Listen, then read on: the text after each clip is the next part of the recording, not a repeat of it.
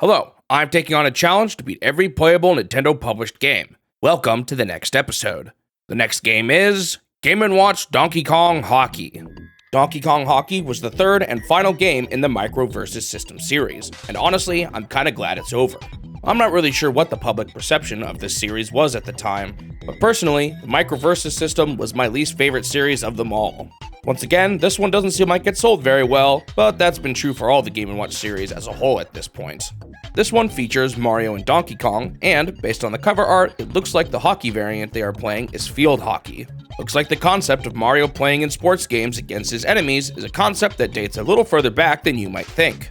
This is actually Donkey Kong's last appearance as a major character for quite a while. While he does have a cameo here and there, he ended up being set into the sidelines for almost 10 years, with Bowser replacing him as the primary villain of the Mario franchise.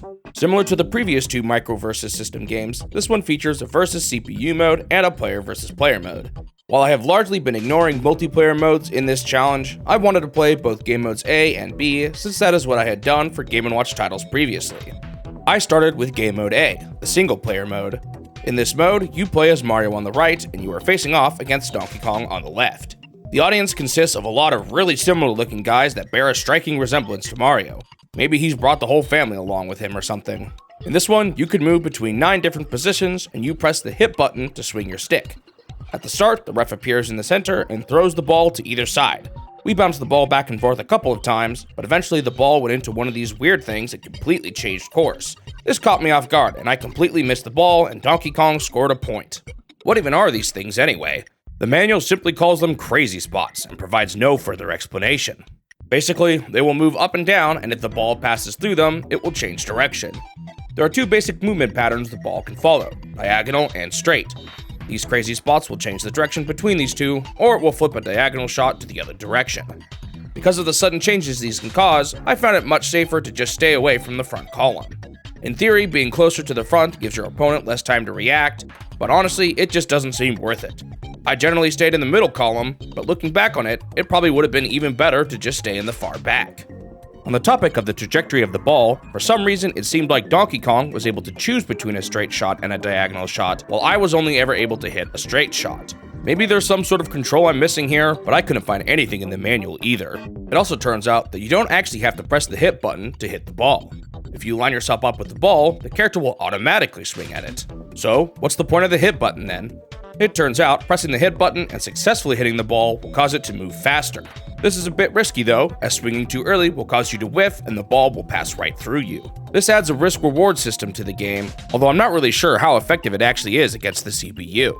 Generally speaking, I tried to use the hit button whenever I could, but if I found myself needing to quickly move to somewhere I wasn't expecting, I would hit the ball normally instead, just to play it safe. After a few back and forth rounds, eventually we had a game that went on for quite a long time. If the round starts to take too long, the ref himself enters the field and becomes an extra obstacle. Hitting the ref causes the ball to bounce back towards you.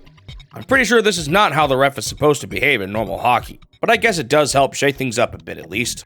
That's pretty much all there is to this. There's no secret winning strat here, you just have to keep returning the ball until the CPU slips up and misses. It takes a bit to get the hang of the timing of this one, but eventually you learn just how consistent the ball movements are, and it can even become relatively easy to track when the ball is going to go into one of those crazy spots. The hardest thing to predict would be when the ref and the crazy spots would combo the ball and cause it to quickly fly back at you in an unexpected way. My first game against Donkey Kong went pretty back and forth, as I was still figuring out the best way to handle the crazy spots and the interfering ref. Eventually though, I took the lead and reached 10 points before Donkey Kong. After this, I won the game and it reset the scores.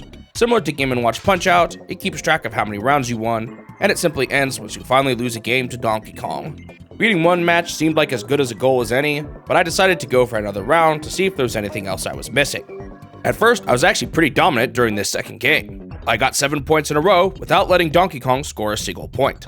Unfortunately, I must have started to grow complacent, as I let Donkey Kong score 5 goals in a row right after this. Thankfully, I still managed to pull it together and win the second game 10-6. After this, I was satisfied with this mode and let myself lose the third round to Donkey Kong. After this, I switched to game mode B. Once again, I brought in my roommate, Dr. Bop, to play the 2-player mode with me. I've switched characters this time around, so now I am Donkey Kong and Dr. Bop is Mario. As I said before, this one takes a bit to get the timing down, and that gave me a huge advantage. Dr. Bop ended up just missing a lot of swings, which scored me a bunch of easy points.